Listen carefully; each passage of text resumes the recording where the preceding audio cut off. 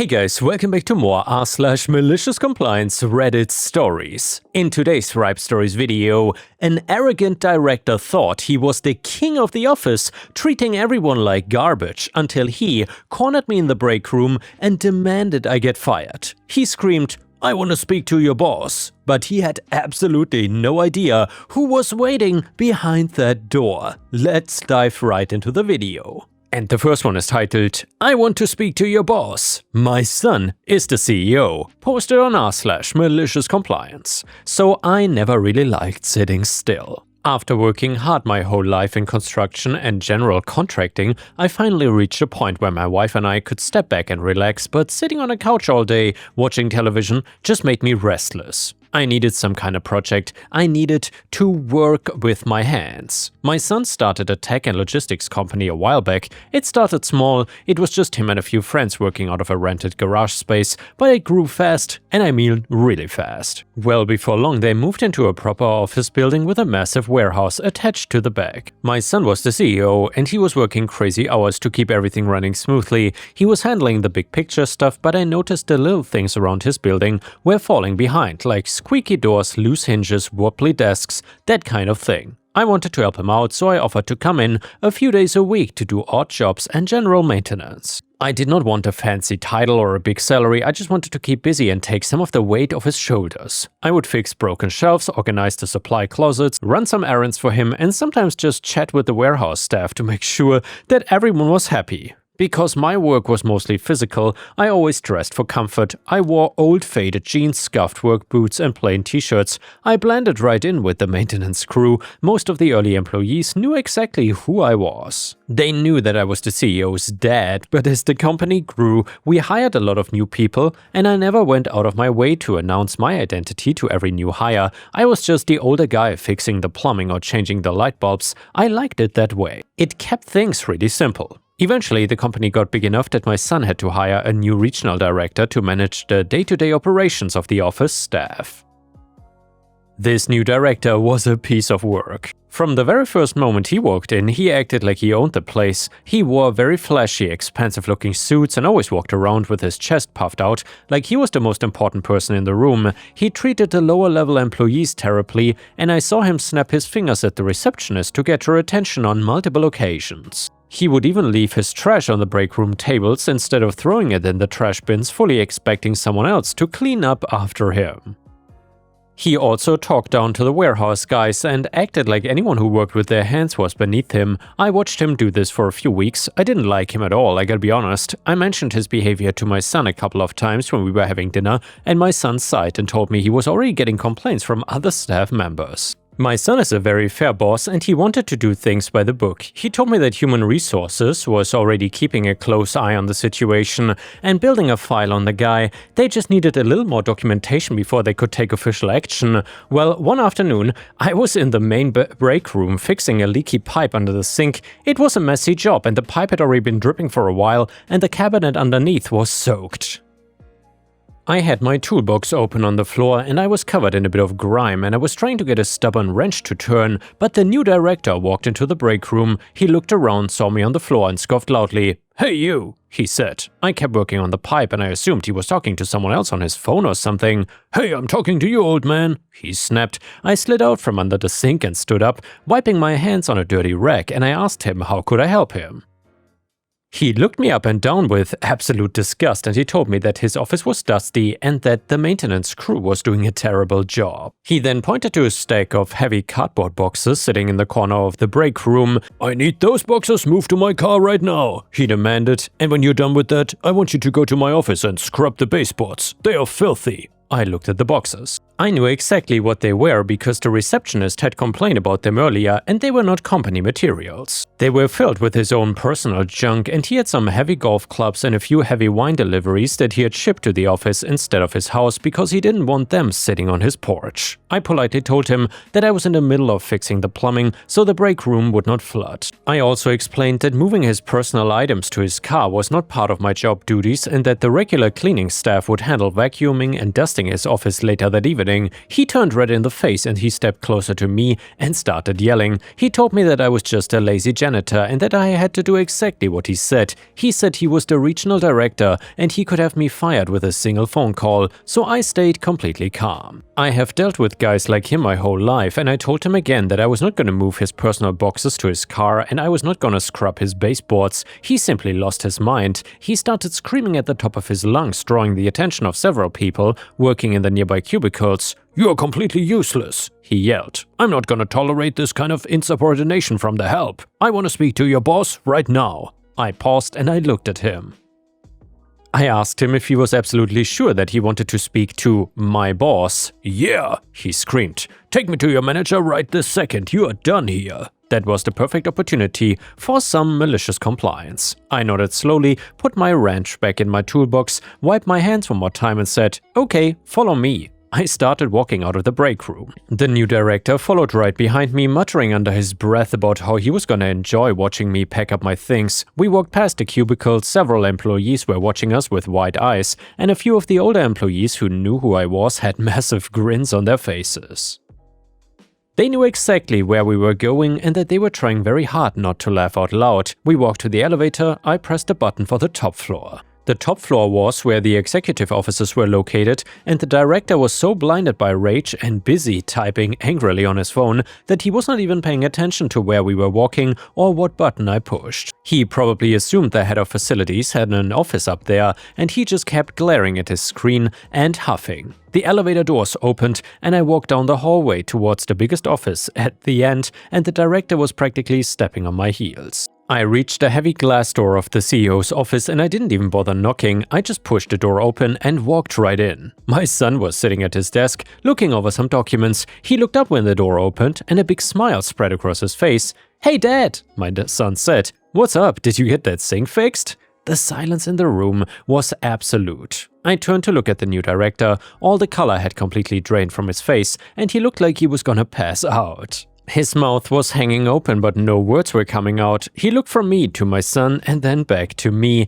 "Almost done with the sink," I told my son, but this gentleman he insisted on speaking with my boss immediately, and he was very adamant about it. My son put his pen down, his smile disappeared, he looked at the director, my son asked the director what the problem was, and the director started stuttering, and he tried to backtrack. He mumbled something about a misunderstanding and how he didn't realize who I was, but I didn't let him off the hook. I looked right at my son and explained exactly what happened, and I told him how the director demanded I abandon a leaking pipe to carry his personal golf clubs and wine boxes to his personal car, and I told him how the director demanded I scrub his baseboards. I also made sure to mention the exact words the director used when he called me a lazy janitor and threatened to fire me. My son leaned back in his chair and he looked at the director with a very serious expression. My son explained that Human Resources already had filed an inch thick regarding his abusive behavior towards the staff, and this was the final straw. My son told him that the company culture was built on respect and that this behavior was completely unacceptable. So then my son told him his employment was terminated effective immediately, and he instructed the director to go wait at his desk while he called HR and security to process his paperwork and escort him out of the building. The director didn't say another word. He turned around and walked out of the office, looking completely defeated. The office was a much better place after that guy left. The employees were happier, the receptionist was not getting yelled at anymore, and people actually started putting their trash in the trash bins again. It just goes to show that you should always be careful who you yell at, because you never know who their boss might be.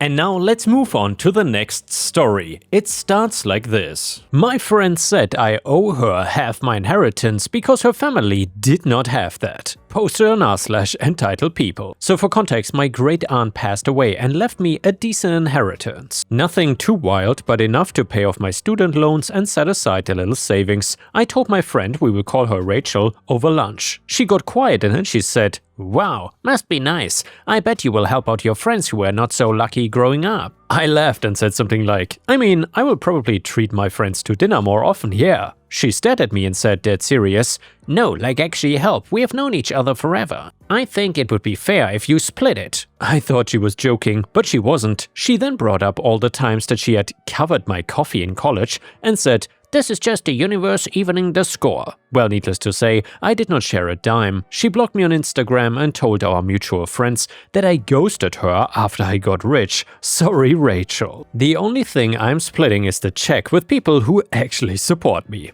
And the next one is another story from r/entitledpeople, and it is titled, "Our entire neighborhood got petty revenge against our terrible entitled landlord." And this is an XXL story that you don't want to miss. It starts like this. In 2020, my family moved to a new state for my husband's job. It was in the middle of the pandemic and renting costs were way down across the country, so we did not think twice when we found a cute little house that fit our needs and was well within our budget range. 2 houses down from the school my kids would be attending and across the street from a really nice park. The house had been empty for a while. Back then we assumed due to the pandemic, and the landlord, who was also the owner, seemed eager to get it rented.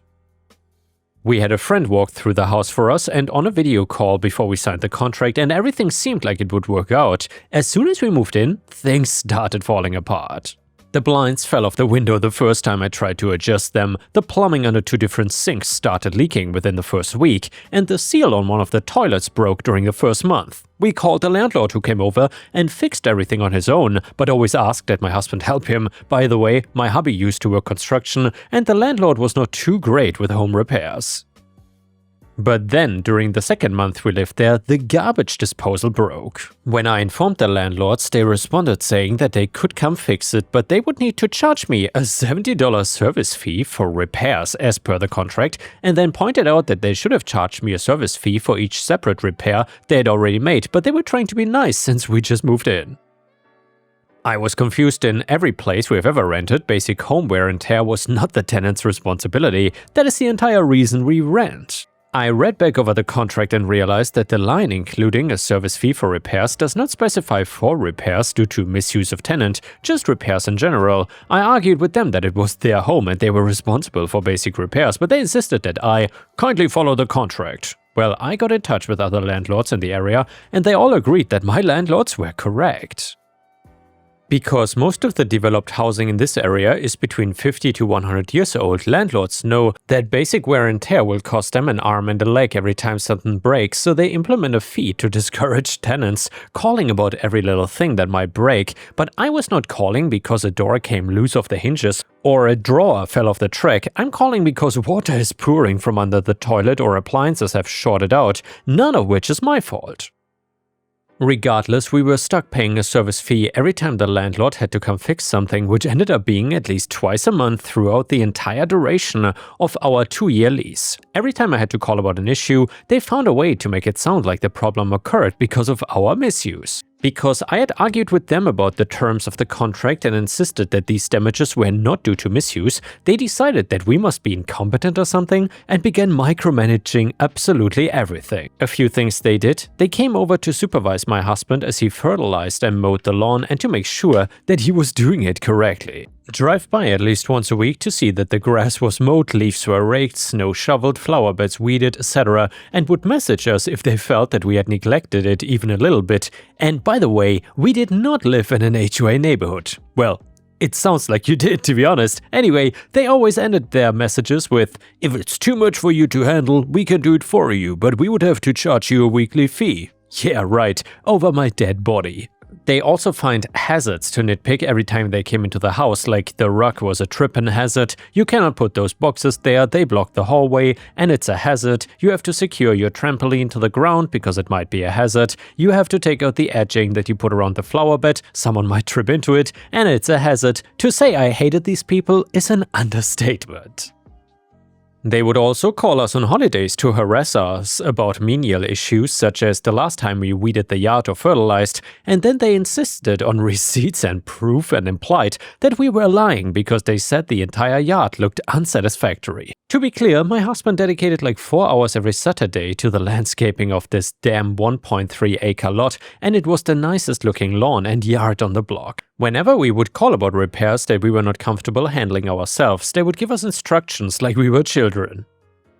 They would tell us what repair tools to purchase, how to fix it, and even if we were not comfortable with it. They insisted that we tried to manage it first before they came and looked at it, even if it was an electrical issue or plumbing issue that would require us to make changes to the house, which was prohibited in our contract. At first, we played their game, but when the instructions they gave us did not work, they would always respond with, "Well, you probably did it wrong, but I can come look at it for you. I will have to charge you a service fee though, or you can just call a professional." Another option they gave us was that they could come observe us attempting to fix it and give instructions as we go, but if they had to condescend to physically touch the issue or repairs at all, they would have to charge us a service fee. So yeah, I really hated these people. And yeah guys, I gotta say, that living situation, renting from that kind of landlord, sounds almost worse than living under an HOA. That is an absolute nightmare. I feel so bad for OP. Have you ever rented from an awful landlord like this? Let us know in the comments, and if you enjoy these crazy stories about awful landlords, then please don't forget to like the video and maybe even post a comment if you want to support me. Thank you so much. After arguing the first time this happened about how unfair it was to charge me a fee after I just spent a lot of my own time and money attempting to fix it per their instructions without any success, I told them to just forget it, I would just call a professional. They took offense to that and told us that they had to approve any professional we called to fix the problem.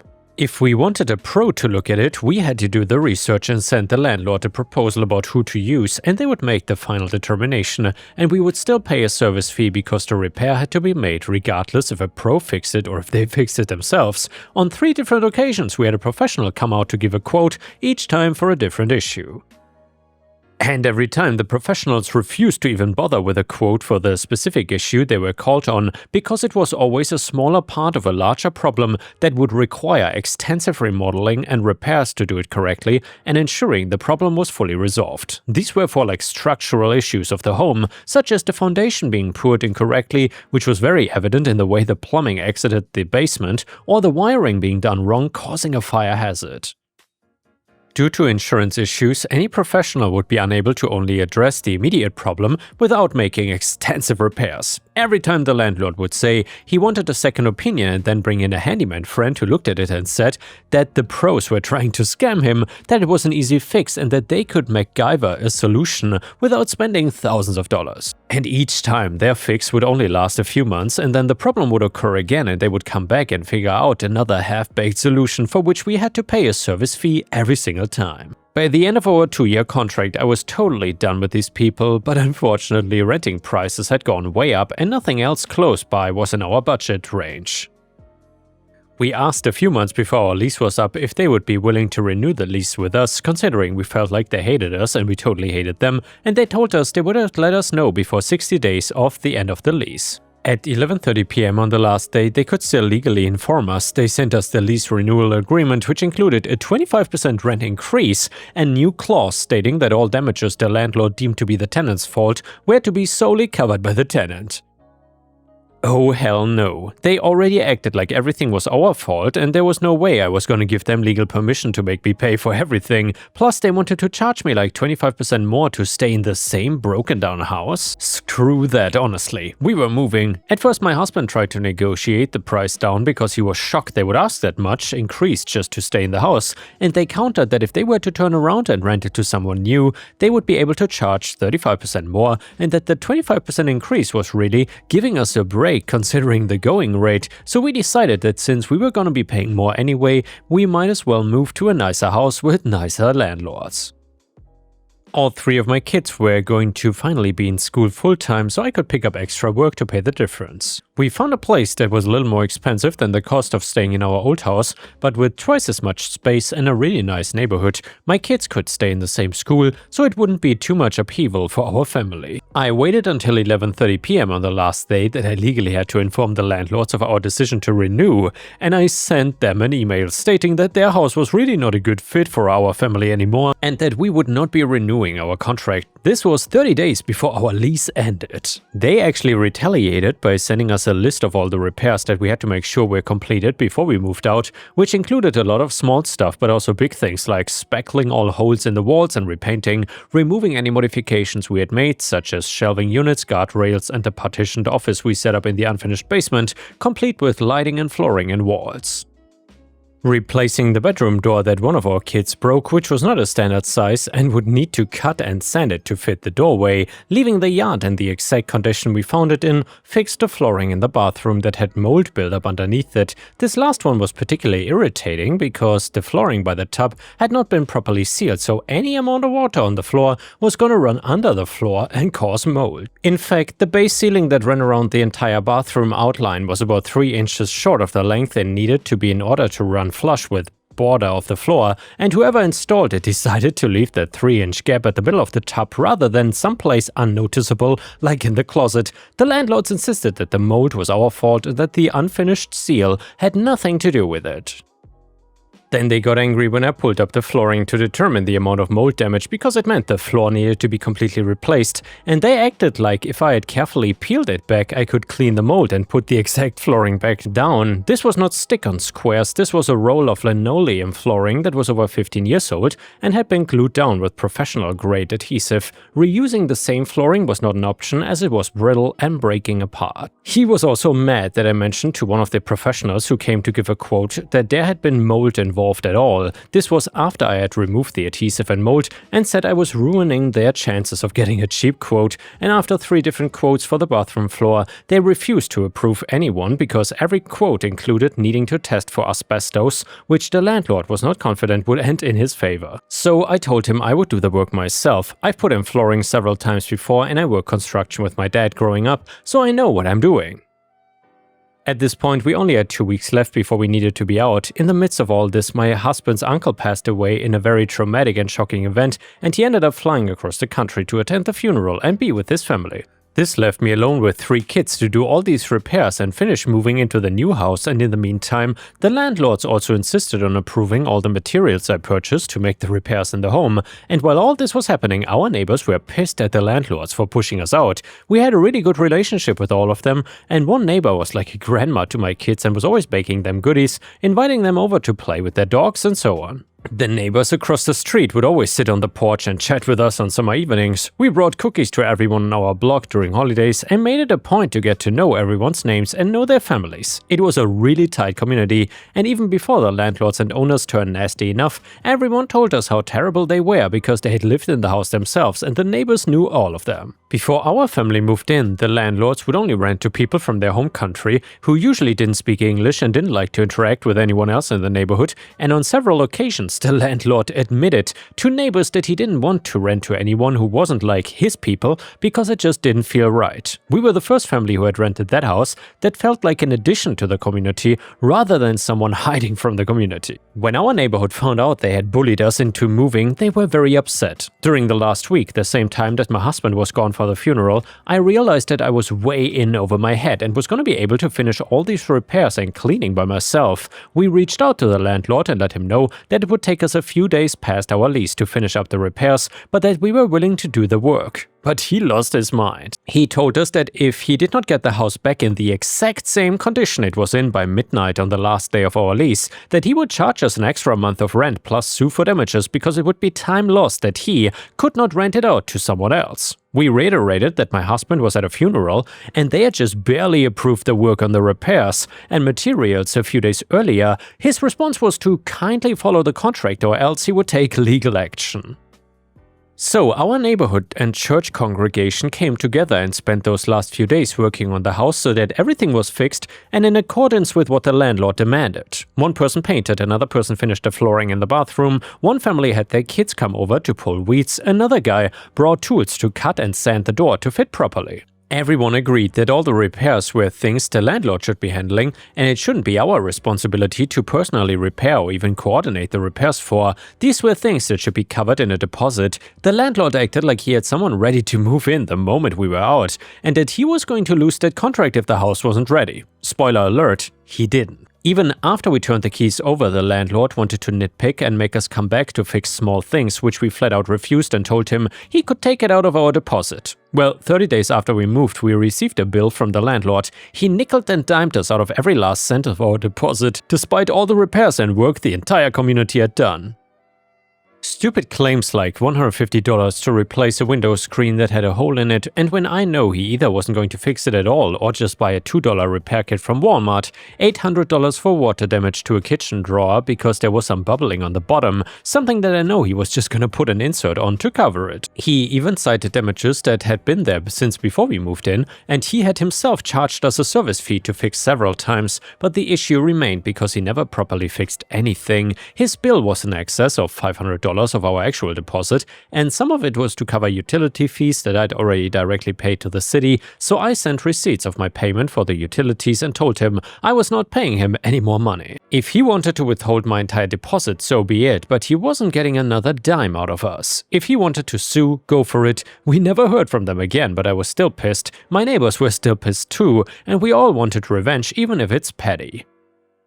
Because the new house we moved into was only about 5 minutes away, my kids still went to the same school, the one that is 500 feet from the old house. I drive past it every day, taking my kids to and from school. And we also still go over just to visit neighbors, but here's what I found out from chatting with them. Every time the landlords would bring in someone to show the house, the next door grandma would make sure she or her husband were doing yard work. They would make sure to strike up a conversation with the prospective tenants and always mention how the last family who lived there was so wonderful, and it was really awful that the only reason we had moved away was because of how the landlords treated us. Someone, I still don't know who, took to knocking on the doors and windows at all hours of the day or night, which sent alarm notifications to the landlords. They started to keep his personal car parked in the driveway of this unoccupied house to deter break-ins. My neighbor, who liked to sit on the porch and chat with us in evenings, decided that any time the landlord was doing landscaping work was a time my neighbor wanted to be enjoying his peace and quiet. He yelled at the landlord for making too much noise so often, and that the landlord ended up buying all new landscaping equipment that was electric and specifically intended to reduce noise. The house sat empty for 6 months before they got new renters. I watched the price move up and down on Zillow every month, and at first they tried to rent it out at $800 more than what we had been paying, and then it steadily dropped each month until they were asking nearly what our original rent was. Eventually they rented it out, and it was much cheaper than we had tried to negotiate them down to, which gave me great satisfaction. I found a way to introduce myself to the new family within the first couple of weeks that they lived there. It was easy to spot them during school drop-off and pickup time since they walked their kids to school. "Oh, you just moved in? We used to live there. The neighbors are so nice. I hope you don't have too much trouble with the landlords." Well, after a little over a year of the new family living there, I noticed a moving truck. I had done the math and knew that they were still in the middle of their lease. I decided to be super petty though. I knocked on the door and reintroduced myself and verified that they were moving. Then I unloaded everything the landlords did to us during our move-out process and how they screwed us out of thousands of dollars even after we did all the repairs. I gave them the pictures of our move-out process so that if the landlords tried to charge them with certain damages, they could prove that it existed before they moved in. I gave them contact info for everyone who worked on the house before we had moved out so that they could have a timeline of all the damages that I'm certain the landlord would try to pin on them. They verified that the landlords had been unbearable and were the main reason they were moving out. And once again, the landlords had sent a laundry list of repairs the family was required to fix before moving. After our conversation, the husband told me he was going to inform the landlord that he would only do the cleaning and repairs if the landlord returned their entire deposit up front. Otherwise, he was not going to do anything beyond removing his possessions from the property. I'm assuming he didn't get his deposit back because a few weeks after they moved, I saw the landlord and his wife in front of the house. They had hired someone, not a professional, to clean up the yard, and they had set up an umbrella and chairs to shade them while they micromanaged the work this poor laborer was doing in the hot sun. The house has sat empty for over a year now, and according to our old neighbors, who we are still good friends with, they have only shown the house a couple times. It is both for sale and rent at much cheaper than going rate, but no one wants it. As I understand, the neighbors still do what they can to arrest them. Someone went back to be knocking on doors and windows to set off the alarms because the landlord has his car parked there 24/7 again. Also, one neighbor reported him to the city for blowing his leaves across the street into the park rather than bagging them himself, and I hope he got a hefty fine and lots of back pain every time he had to rake and bag his own leaves. leaves. Now it is covered in snow, and because the house is so close to a school, they have to come over and ensure the walkways are salted and shoveled. It sure is a lot of extra work for a house that is empty and not bringing in any income. Every time I drive past to drop my kids off at school, I see that for sale sign and get the sweet satisfaction that they are not making any money on that house and that they are not terrorizing anyone else. And in case anyone is interested, the new house we moved into has the most amazing owner/landlord. They have never harassed us and they have fixed anything that's gone wrong with the house without any complaint, and the only time they charged us anything beyond the agreed rent was when a bracket on the garage door broke because my kids left something in the way, and they asked us to cover the cost of the new bracket, which was less than $50. We have lived here nearly 4 years now, and we absolutely love it. And the next one is a malicious compliance story, which is titled, this one is titled, Free Device Upgrade After 12 Months, but Internal Policy to Not Replace Anything Less than 2 years old if it is functional. So background, I work in IT for a large corporation, and we had a quid pro quo deal with Verizon Wireless that allowed for free devices every 12 months. It is still true today as it was back in the late 2000s when I was doing all the IT procurement. IT management instituted a strict 2-year rule that nothing less than 2 years old would be replaced to save on frivolous replacements. Cut to the release of the BlackBerry Storm and to a lesser degree the Torch, their attempt at an all-touchscreen interface to compete with a newfangled iPhone sensation that came out the previous year. I never had one myself, but it's pretty well accepted. They sucked real bad, practically unusable compared to the old physical keyboards, and the touchscreen was not responsive or accurate. Anyway, I had to explain to Storm users that wanted to get rid of them about the 2-year policy. I am barred from ordering them a replacement if their existing Storm is functional, wink wink, and their replacement would be free at 12 months, just cannot do it if it's functional. Well, this led to some creative acts of violence against BlackBerries. More than one person just smashed their device on the floor right in front of me. One guy at happy hour plopped his into a half-full beer glass, and what a waste of beer by the way, but the best was a guy set up a sheet in his yard and ran over his with his riding mower and sent me a picture of the mangled shrapnel afterwards. They all had free non-Storm devices delivered the next day, and I got some Office Space-esque joy seeing all the carnage. And yeah guys, I hope you have a great day, and I will see you again tomorrow.